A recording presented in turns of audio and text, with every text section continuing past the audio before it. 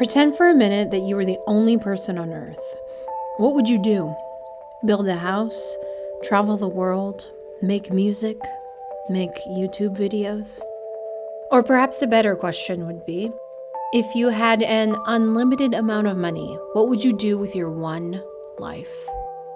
I've been meditating on this question for many years, and I've been doing all the self-help practices, morning journal dumps, filling out elaborate dream planners and workbooks, reading Napoleon Hill, Elizabeth Gilbert, Jen Sincero, and the like, and all these practices have told me to do one obvious thing. To quit.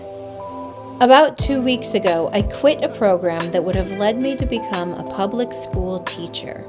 Something that is really unfortunate about our society, and it's always hard to see, is all the things that society is conditioning you to want when you don't want those things in the first place. When your soul, when your heart, when your personal goals and dreams don't align with what society wants you to have. Over the last 6 years, I have been trying to find something that society told me was important, and yet it is the most unattainable thing imaginable.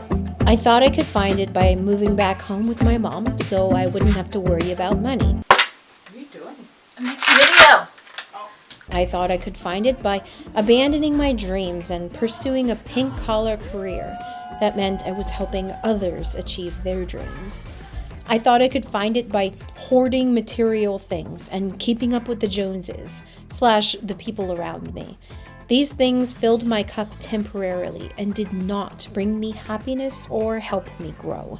I was looking for stability. In order to obtain stability, I held on tight to all the above. So tight, and I told myself to be humble, to just go for these things, and they would eventually bring me the joy and happiness that my dreams would bring me. But as I held on, I was reminded constantly of my personal dreams and the fact that I had let them go. My father could have been a great comedian, but he didn't believe that that was possible for him.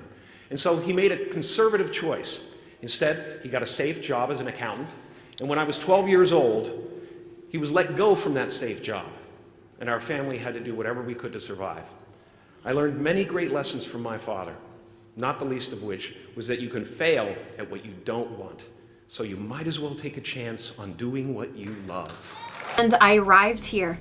I gave up on my dreams and I decided if I was going to choose something, I was going to invest in the next generation. Started a California teaching credential program in 2021. I decided that if not for me, then them. I could at least help them achieve their dream. But then I realized that teachers put their heart and soul into their students. I still hadn't put my heart and soul into myself. Fast forward to 2022, and this millennial has TikTok.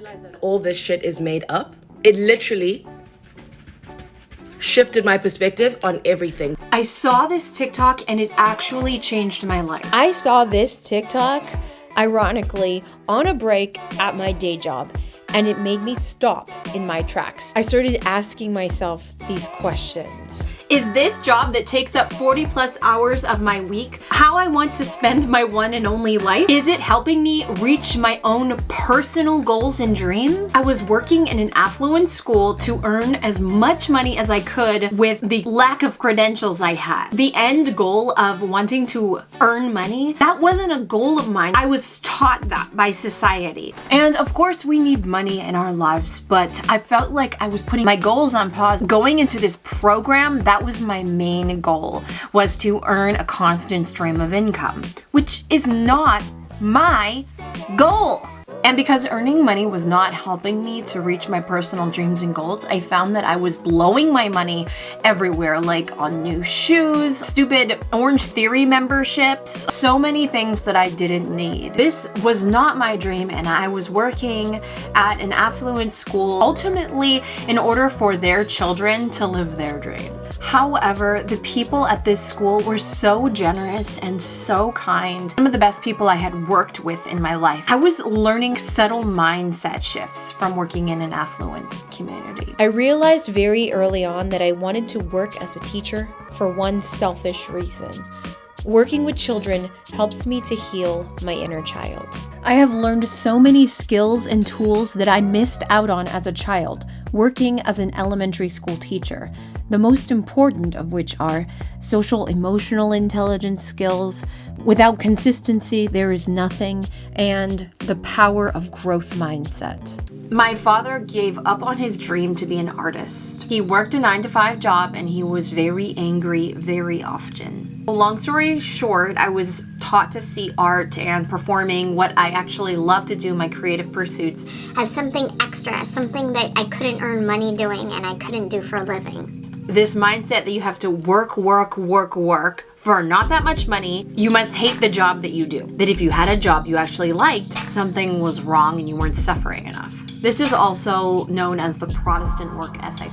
And this is the reason that I chose to go for the teaching credential, because it was a job I could bear and it was a very safe, stable thing to do.